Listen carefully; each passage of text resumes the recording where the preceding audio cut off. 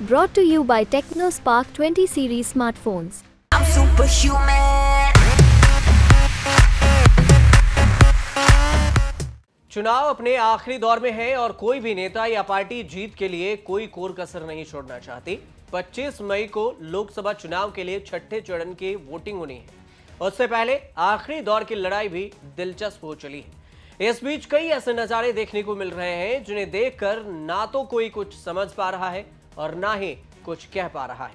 ऐसा ही नजारा 23 मई को देखने को मिला जब उत्तर प्रदेश के आजमगढ़ सीट से बीजेपी के उम्मीदवार दिनेश लाल यादव उर्फ निरहुआ के लिए प्रचार में भोजपुरी के सितारों की लाइन लग गई। आम्रपाली दुबे से लेकर कई भोजपुरी स्टार्स इस चुनाव प्रचार में निरहुआ के साथ दिखाई दिए, लेकिन नजरें टिक गई अक्षरा सिंह। आम्रपाली और निरहुआ के साथ मौजूद अक्षरा सिंह ने सभी का ध्यान खींचा। खास बात है कि अक्षरा ने नवंबर 2023 में प्रशांत किशोर के जन स्वराज पार्टी ज्वाइन की थी और उस वक्त उन्होंने कहा था कि वो प्रशांत किशोर के सोच से प्रभावित होकर जन स्वराज पार्टी ज्वाइन की है।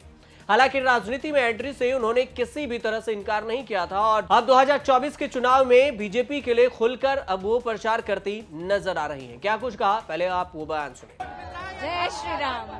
आज बहुत ही खूबसूरत तरीके से राममय हुआ है ये धरती आजमगढ़ का और उम्मीद है अब की बार 400 पार और मोदी जी के साथ साथ हमारे निरहुआ जी डेफिनेटली आने वाले हैं। लेकिन भोजपुरी में भी आज आजमगढ़ है, हजारों युवा युवती पूरा भोजपुरी परिवार यहाँ पर है, भोजपुरी लोग हैं, लोग प्यार देने आए हैं। इससे बड़ी बात और कुछ हो नहीं सकती है। दूसरा मुंबई बन सकता है आने वाले सालों में। डेफिनेटली अगर निरहुआ जी आए तो डेफिनेटली हम ये उम्मीद लगा सकते हैं। तो सुना आपने, अब की बार 400 पार। जय श्री राम के नारों के साथ अक्षरा सिंह ने ऐलान कर दिया कि इस बार जीत बीजेपी ही रही है। आंखों में काला चश्मा लगाए वो मोदी और निरहुआ दोनों के जीतने की भविष्यवाणी कर रही है। अक्षरा सिंह निरहुआ के लिए सड़कों पर उतर बीजेपी के समर्थकों को विश्वास दिला रही है कि बीजेपी आई तो अच्छे दिन जरूर आएंगे। 10 साल में नहीं आए, आजमगढ़ की मुंबई बन जाएगा। लेकिन अब सवाल उठ रहा है कि आखिर ऐसा क्या हो रहा है कि अक्षरा बीजेपी के लिए चुनाव में जुट गई। सवाल यह भी हो रहा है कि क्या निरहुआ को यूपी की लड़ाई में भोजपुरी स्टार की जरूरत पड़ गई। पूछा जा रहा है कि क्या अक्षरा सिंह को अब बीजेपी की विचारधारा अच्छी लगने लगी है या फिर वे अपने साथी एक्टर की मदद के लिए प्रचार में शामिल हुई थी। क्योंकि एक वक्त था जब उन्होंने कहा था कि किसी भी पार्टी में शामिल होना उनके लिए कोई बड़ी बात नहीं है, लेकिन एक यूथ के तौर पर प्रशांत किशोर के साथ उनके विचार उनसे ज्यादा प्रभावित वो दिखी थी। आज जन स्वराज की मेंबर बनने वाली हूं, मैं बन चुकी हूं, उसकी छोटी सी हिस्सा बनकर आज बिहार की बेटी यहाँ पर आपके सामने मौजूद है, जिसमें जैसा कि हमारे माननीय सर ने कहा कि पिछले 14 या 15 महीनों से कंटिन्यूअस प्रशांत सर कंटिन्यूअस पद यात्रा कर रहे हैं, जहां पर हम लोग गांधी जी की विचारधारा को लेकर चल रहे हैं। मेरा मानना है कि बिहार की बेटी, कहा जाता है घर घर को संवारने वाली एक बेटी होती है। घर को संवारने वाली बेटा नहीं बेटी होती है। तो मैं एक बिहार की बेटी होने के नाते मुझे ऐसा लगता है कि मैं आगे कल्पना करती हूँ शिक्षित बिहार देखने का। तो मेरे सीनियर्स ऑलरेडी स्टैब्लिश्ड हैं, बीजेपी में भी हैं, कुछ अलग पार्टियों में भी हैं, जहां मेरे कुछ फ्रेंड्स हैं, कुछ सीनियर्स हैं, जिनको मैं कह के कभी भी पार्टी में जा सकती थी, उनसे टिकट मांग सकती थी, लेकिन मेरा उद्देश्य वो है ही नहीं। मेरा उद्देश्य है विचारधारा पहले बदलना, जिस पर प्रशांत सर बहुत अग्रसर होकर बहुत मेहनत कर रहे हैं।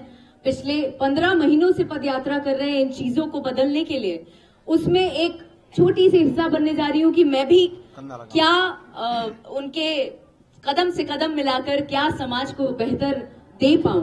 वैसे निरहुआ के तेवर भी कुछ कम नहीं है। वे अखिलेश यादव से लेकर चुनावी मैदान में सामने खड़े धर्मेंद्र यादव पर तो हमलावर हैं ही, साथ ही इंडिया गठबंधन के साथी राहुल गांधी को भी लपेटे में बार बार लेते आ रहे हैं और इससे बाज नहीं आते। सपा और कांग्रेस की सभाओं में हो रही भगदड़ और उसे बीजेपी से जोड़कर पेश किए जाने पर वो एकटुक जवाब देते नजर आए। राहुल गांधी और अखिलेश यादव की सभा में भगदड़ हुई। उन्होंने आरोप लगाया कि भाजपा के लोग हरा टोपी पहनकर हमारी रैली में भगदड़ मचाने आ जाते हैं।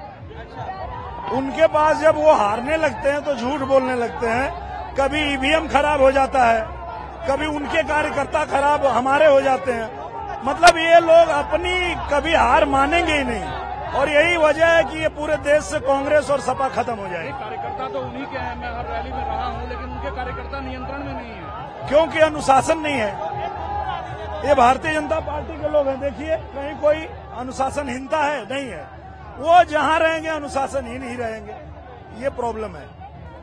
आपको यह भी बता दें कि आजमगढ़ सीट से दिनेश लाल यादव उर्फ निरहुआ का मुकाबला अखिलेश यादव के भाई धर्मेंद्र यादव से है। बीजेपी के लिए सुकून की बात यह है कि 2022 के उपचुनाव में निरहुआ धर्मेंद्र यादव को शिकस्त दे चुके हैं, लेकिन वक्त बदलने के साथ ही हालात भी बदल गए हैं। अपने चुनाव कैंपेन में निरहुआ धर्मेंद्र से लेकर अखिलेश पर खूब हमलावर रहते हैं। जहां पूरा इंडिया गठबंधन सपा के उम्मीदवार को जिताने की कोशिश में लगा हुआ है, वहीं योगी भी अपने उम्मीदवार को हारते हुए नहीं देखना चाहते। कमाल तो तब हो गया जब उत्तर प्रदेश की राजनीति में भोजपुरी स्टार और बीजेपी उम्मीदवार को हराने के लिए खुद डिंपल यादव ने सभा कर डाली और हिंदी के साथ साथ भोजपुरी में भाषण दे डाला। अब देखना यह है कि आजमगढ़ के चुनाव में अक्षरा फैक्टर काम करता है या नहीं। वैसे कांग्रेस इन दिनों प्रशांत किशोर पर भी हमलावर है। कांग्रेस ने तो कई जगह प्रशांत किशोर को बीजेपी की बी टीम बता दिया। ऐसे में अक्षरा का बीजेपी के कैंपेन में शामिल होना नई राजनीति के सुगबुगाहट भी हो सकती है।